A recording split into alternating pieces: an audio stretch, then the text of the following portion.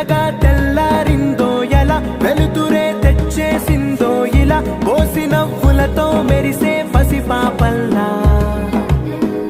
చేదతో బావులలో గలగల చెరువులో బాతుల ఈతల కళ చేదుగా ఉన్న వేపను నమిలే వేళ చుట్ట పొగ మంచుల్లో